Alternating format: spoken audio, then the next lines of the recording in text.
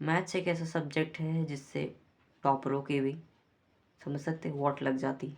अगर तुम ये सबको फॉलो कर लेते हो तो तुम्हें कोई नहीं रोक सकता है 99% लाने। जो 4-5 बार 6 बार 10 बार लिखोगे अपने आप फॉर्मूला याद हो जाएंगे। ठीक है। Hello everybody, this is Neeraj. आज मैं इस वीडियो में बताने वाला हूँ कि मैंने क्या गलती करी थी जिसकी वजह से मेरे मैथ्स में बहुत ज़्यादा कम मार्क्स थे, लगभग 50%। ठीक है।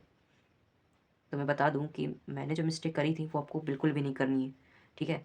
देखो मेरे टाइम पे क्या था कि बताने वाले तो बहुत थे, बट मैंने इतना ध्यान नहीं दिया, इतना ज़्यादा मेरे पास मोबाइल नहीं था, तो इतना ज़्यादा मैं कनेक्टेड नहीं हो पाया। ठीक है। बट आप लोग के पास है। एंड यस, अगर ये वीडियो आपको यूट्यूब मिला रहा है तो इसके पीछे भी शायद कोई ना कोई वजह ज़रूर होगी। May be it's a God plan for you.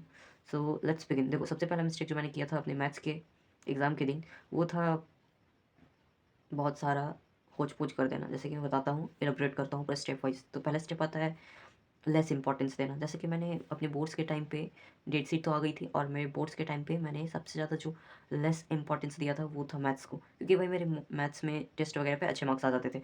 मतलब मिनिमम तो यार, मतलब मिनिमम क्या ही बताऊँ, कभी कभी टेस्ट होते थे तो फुल मार्क्स भी आ जाते थे, कभी कभी कम भी आते थे, कभी कभी बहुत भी कम आते थे।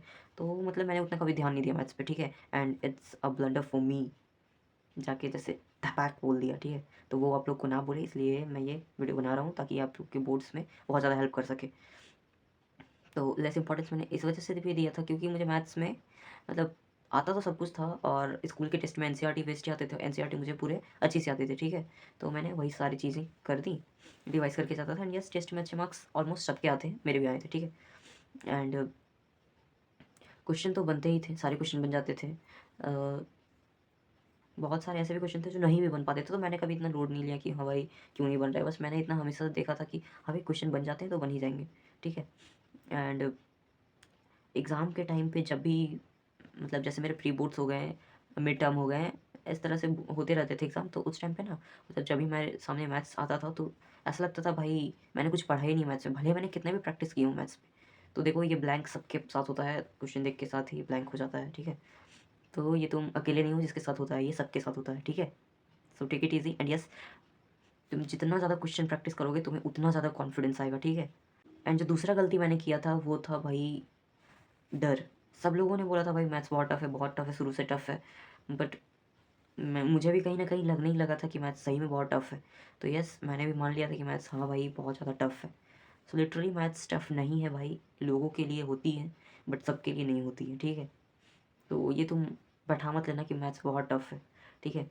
मैथ टॉपर से भी नहीं होता है तो मेरे से कैसे हो जाएगा, वगैरह वगैरह एक्सेट्रा। बहुत सारे मिथ्स जो हैं वो फैले हुए हैं सोसाइटी के अंदर, तो उतना टेंशन नहीं लेना है, मैथ्स को टेक इट ईजी लेना है। एंड यस, जो थर्ड मिस्टेक मैंने करी थी वो है लैक ऑफ रिवीजन।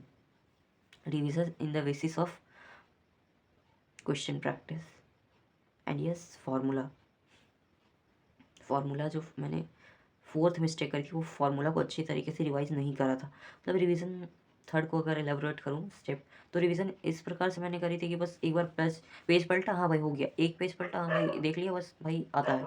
ठीक है। तो बस ये सब नहीं करना है, ऐसा नहीं होता है। ठीक है। तुम्हें पेज पलट पलट के बस एक बार देखना नहीं है, एक बार पूरे सॉल्यूशन को बंद करो। एंड यस, एनसीईआरटी बुक खोल के जो इंडेक्स क्वेश्चन दिए हुए हैं, जो कि एक्सरसाइज दिए हुए हैं, और एक भी एग्जांपल छोड़ना नहीं है मैथ्स में। ठीक है। एग्जांपल से डायरेक्ट क्वेश्चन उठ उठ के आते हैं भाई, मैंने देख रखे हैं। एंड यस, तुम पीवाईक्यू करोगे तो ऑब्वियसली तुम्हें मिल जाएगा, क्योंकि एनसीईआरटी बाइबल है भाई, बाइबल एनसीईआरटी। ठीक है। तो यस, तुम कर लेना, एनसीईआरटी को एकदम रट जाना। ठीक है। एंड यस, यही तुम्हें अच्छे मार्क्स दिला रहे होंगे तुम्हारे बोर्ड्स के अंदर। तो पूरा बढ़िया से एक एक एग्जांपल को रट लेना है भाई। ठीक है। एंड जो फिफ्थ मिस्टेक मैंने करी थी वो था भाई सरफेस एरिया एंड वॉल्यूम जैसे चैप्टर, जैसे कि हो गया ट्रिग्नोमेट्री, ये सब में बिना फार्मूला के एक भी क्वेश्चन हिलने वाले नहीं है। तो फार्मूला को ऐसे रटना भाई जैसे कि गाना रटते हो। ठीक है ना, कोई भी गाना सुनो भाई, गाने तो ऐसे इजीली याद हो जाते हैं बट ये सारे फार्मूले याद नहीं होते हैं। तो मेक श्योर करना कि तुम फार्मूले को बहुत अच्छे तरीके से याद कर रहे हो, 2-3 बार लिख के प्रैक्टिस कर लेना।